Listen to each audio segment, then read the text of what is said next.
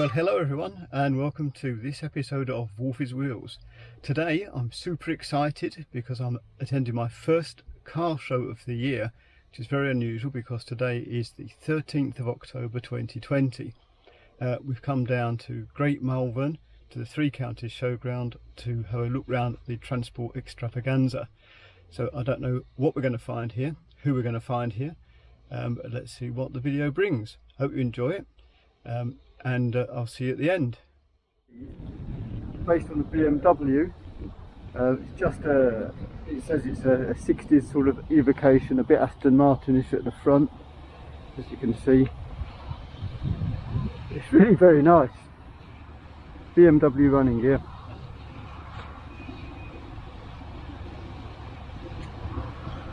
Whoever did it's made a really nice job. Here we've got a Ford Esdale station wagon. I've seen this one before at the NEC. It's a very nice car. It's absolutely massive.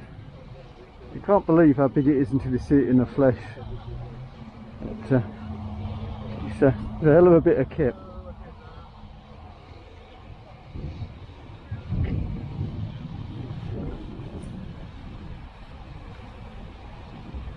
Can't really tell you much about it, but I'll try and find something out and put it on as captions. Get windows open so we can have a quick peek inside.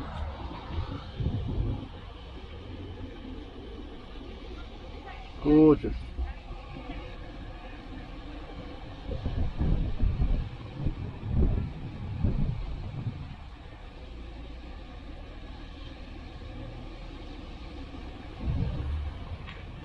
A nice lineup of commercials, including of special interest for me, the Bedford Beagle, I think they called it, the Bedford Beagle British Telecoms van. My father worked for BT and for a while was running one of these vans, although strangely some of his colleagues had the Marina van, which was generally thought of as a better van at the time.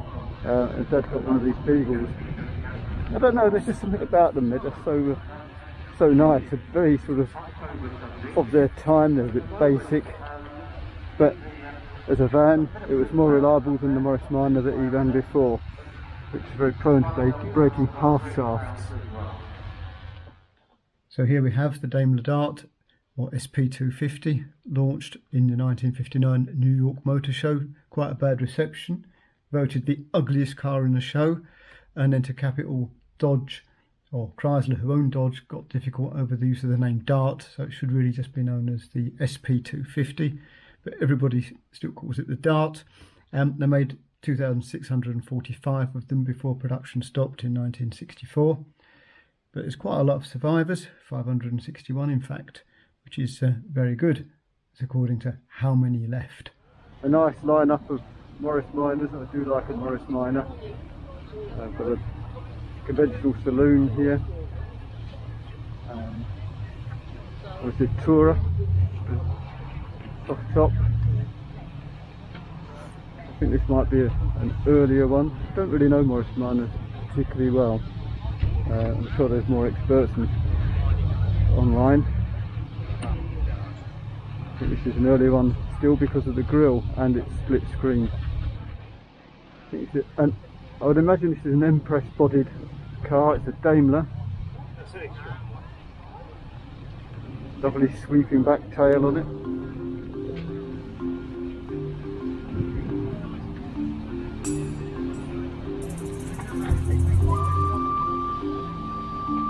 One of those cars that probably is better in the flesh than looks on the pictures.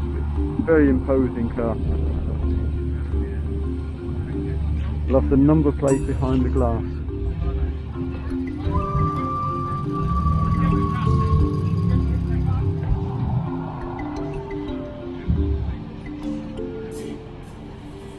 For a while I ran the 1948 DB18.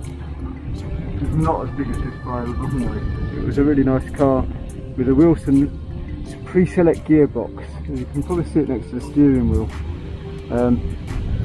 There's like a lever, and you put it into gear, and then you push the button on the floor, and that sort of engages the gear.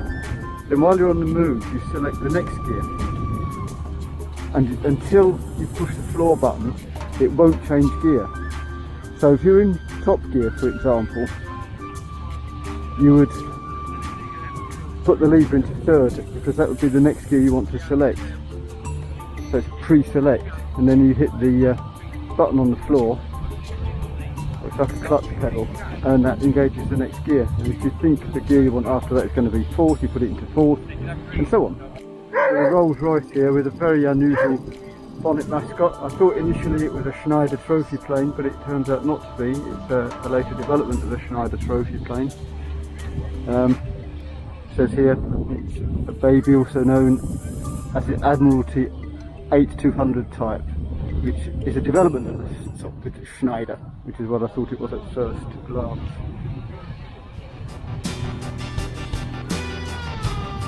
Here we have a Volvo P144, black left-hand drive. You certainly don't see many right-hand drives. I don't actually know if they were officially imported into the UK. I'll see if I can find out and put it onto the thing. It's actually a P544, that's my mistake, according to the badging on the back. I'm sure that, of course it isn't a 144, that was a later square car.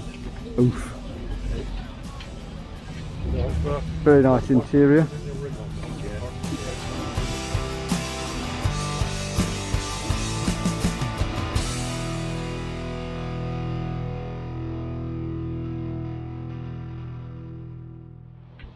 Lovely Austin Campervan motorhome. I'm not sure whether it's a Paralanian or not. We'll see what we can find out as we look round it.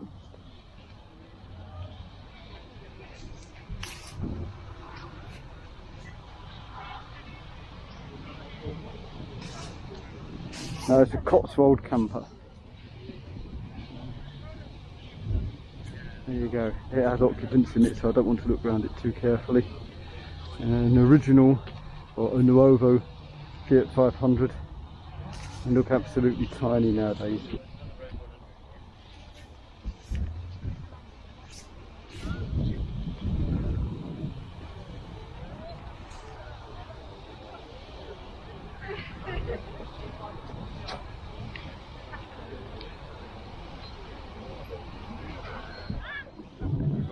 Vauxhall Victor FB, it says it's 1962. It's very much in period, that lovely period picnic set in the back, sign of the times. Look how nice that is, what a beauty.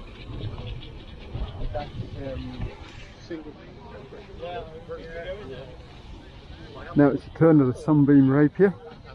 The two-door coupe, sort of part of the Roots group at the time. Very similar in many ways to the Human Minx in terms of the body. Apart from that, of course, this is a two-door coupe. It's kind of got its bonnet open, so you can have a quick look under the bonnet.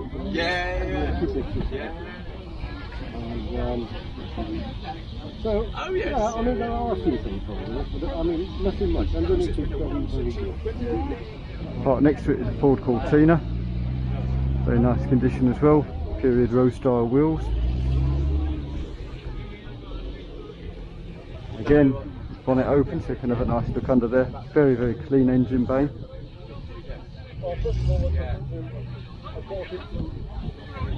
And you can actually work on these as opposed to a modern car where you can see nothing or basically do nothing.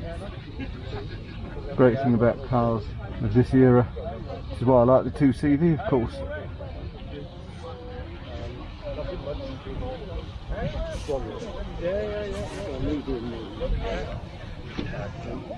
There's a posh version. This I'm not sure what it is, but it's got lots of extra gauges. It's probably a GT. Let's see what it says, anything on the back. That's 1600E, which I think was the top of the range that they made. Porsche 924 Turbo, You can see the air intake duct at the top of the bonnet there and at the front. And one of the things a lot of people did with their conventional 924s back in the day was to put that bonnet on to make it look a bit hotter, but you can always tell the difference because the turbo has a 5-stud hub. So this is either extremely well done or it is a turbo because it's got a 5-star hub, 5-stud hub. I believe it to be turbo, fitted with a roll cage inside. So obviously uses on the track. Removable targa panel roof. I like it a lot. Another 924 turbo. More in a road trim. Lovely interior. Absolutely gorgeous. Look at the, I don't know if it's going to come out, these tartan seats. Marvellous.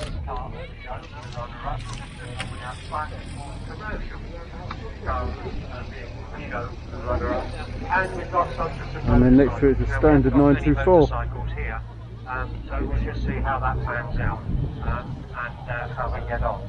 Now, as I say, we want to try and get as many vehicles in here.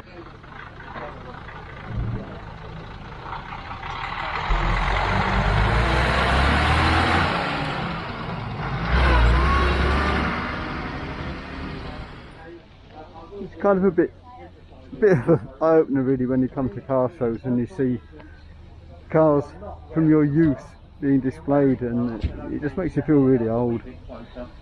Sound like my father. And here we have a Trabant known as the Universal or Combi, because it's the estate version, made in Saxony, which is former East Germany. Contrary to popular belief, the body is actually made of Duraplast, which is a hard plastic made from recycled cotton waste from the Soviet Union and phenol resins left over from the East German dye industry. Although they made more than 3 million overall Trabants, only 500,000 were the Universal model. Next we've got the Fiat Seicento Type 170, made in Tychy, Poland, which is where the current Fiat 500 is made, and it's very similar to one belonging to a good friend of mine, James, who you can follow his exploits on Instagram at Tonka Racing V. I'll put a link in the description. This is a Bond bug, designed by Tom Carron of Ogle Design, aimed at a much younger market than the traditional three-wheeler Reliance and Bonds. Only made for 4 years, 1970 to 1974. They made 2,270, and according to how many left, there were 159. And here we have a very nice Porsche 911 SC, of course a flat 6 3-litre engine, puts out 185 brake horsepower, 195 foot-pound of torque, weighs just over 1.1 tonnes or on 120 kilograms, so you get a nice 0 to 60 of 6.6 seconds, which is fast even by today's standards, never mind the 1980s. Of course, one of my favourite cars is the 2CV, and here we've got a Beachcomber example. Special version which was made in 1983, because that's the year that Citroën sponsored the French America's Cup. It's known in France as the France 3 or the Transat in other continental European markets. Comes with special stripes, special interior and roof, and it's based on the 2CV Special, which was actually the bottom of the range vehicle. I thought this shot just looked a bit like any field of any event that you might have seen in the late 1970s with some nice brown Austin Maxes. It just seemed typical of the time. And now we've got an Opel GT, which were made between the years of 1968 and 1973, designed by a guy called Erhard Schnell. It's a great looking car. They made about 104,000 of them, and you could have had it with either an 1100 or a 1900cc engine. Obviously the 1100 didn't sell anywhere near as well, and it's quite rare nowadays. The 1900 gave a 0 to 60 time of 11 seconds from its 88 brake horsepower 1900cc engine. And randomly I came across this absolutely massive Airstream motorhome. It's American. It's up for sale. I think it had a price of 75,000 on it, but God, it's about the size of a coach. Absolutely massive. Quite a nice thing. Couldn't really see inside it.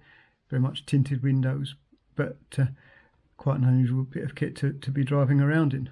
It wasn't actually part of the show. but I do like the Subaru BRZ, which also gets made realistically as the Toyota GT86, a joint venture between the two companies. But it is basically a Subaru because it runs the 2-litre flat-4 non-turbo engine, tops out at about 140 and 7.6 0 to 60. I came across this really nice looking Cortina Mark III. They made well over 1 million of these Mark IIIs, and in fact out of all variants of Cortina they made 4.15 million. But believe it or not, only 3,800 of all types of Cortina are currently known to survive, and that is an incredible statistic. Parked right next to it was this nice 3-litre Ghia Granada Mark I, made between 72 and 77, so being on an S-plate, this is quite a late top-of-the-range car. This nice light blue MGB rather took my fancy. I thought it was a much earlier car till I started looking into it when I got home. Discovered it was actually a 1972 car, but it looks and was really nice. Whoever owns it must be really proud of that one. This next one's a bit of an odd car that you might think, well, why is he taking a picture of that? Well, I realised it was a Hillman Husky, and you don't see that many of them. And in fact, this is a 1959 1300cc Hillman Husky. There are only 2 licensed 1959 Hillman Huskies in the UK, and one on Sawn. So, believe it or not, it's probably one of the rarest vehicles of the entire show. The last one in this set of still pictures is an Auto Bianchina Transformabile, in an appalling Italian accent, 1958 car, 500cc engine. The company were formed by Bianchi, Pirelli and Fiat in 1955, and the car is based on the Nuovo 500 mechanics, but obviously cost an awful lot more. A rare car at the time, and even rarer now. Well, I hope you enjoyed that quick trawl round the Malvern Transport Extravaganza. I was a little bit disappointed in the show, but you know, probably just lacked a bit of atmosphere because of everyone having to wear masks and not so many people and so many cars there and so on. I ended up going down in Boff the Skoda. I was going to take Raymond here behind me, but I also thought I'm going to end up travelling a fair distance at night in the car on the return leg, having spent all day trawling round, and as it's sort of 170 miles back up, I didn't fancy doing that in the dark with the 2 CV headlights when I had a very viable alternative. As I say, Boff the Skoda, superb, performed superbly, 60.4 to the gallon out of it. So overall, a good weekend away. Anyway, I hope you enjoyed the video. If you did, do give it a thumbs up. Don't forget to subscribe and hit that bell icon. And of course, feel free to share the video should you so choose. Anyway, thanks very much for watching. I'll see you in a future episode of Wolfieswheels. Bye.